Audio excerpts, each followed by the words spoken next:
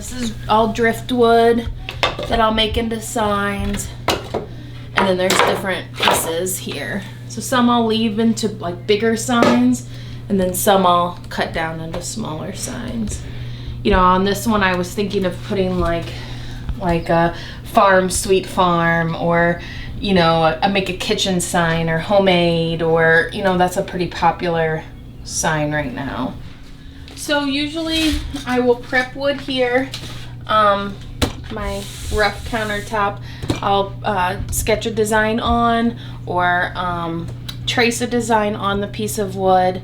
I usually try to prep quite a few pieces at a time. On my hardware and paint, a lot of times I'll add color to pieces depending on what the customer wants.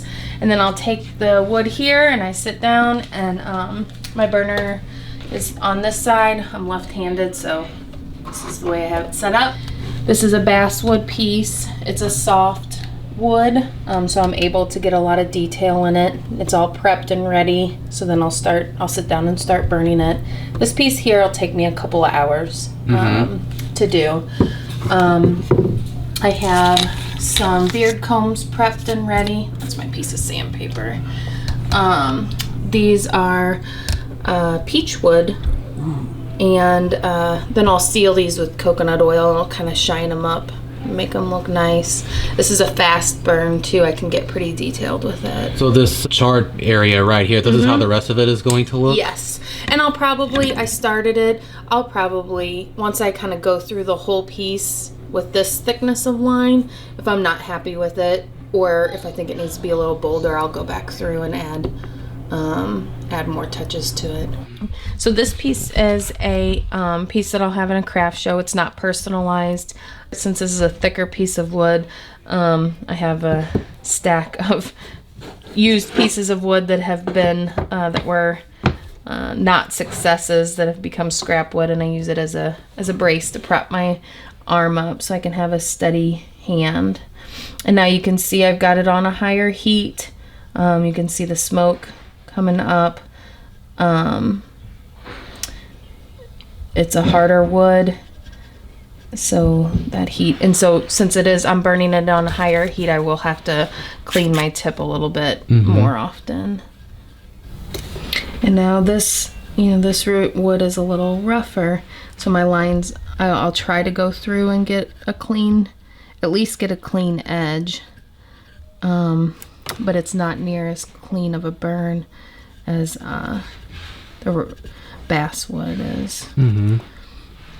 But that's okay. A lot of times that's the look you get. But I do tell customers if they want a rougher piece when they do a custom order, if they want a more rustic, they want the pallet wood, or a piece of barn wood, I will explain to them that it won't be that, crisp, clean line like they see in some of my other pieces.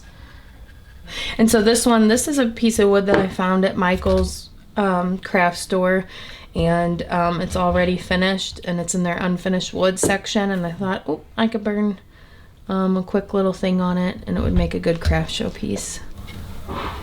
And so this piece, I'll probably do a spray poly on it. I kind of change up depending on, I always have both on hand.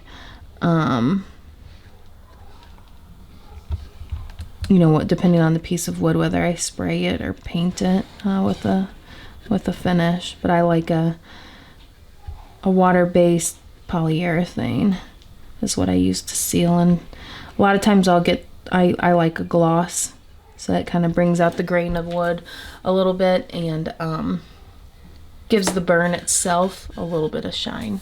This piece will take, I probably have an hour and a half of work. 2 hours and work to do still.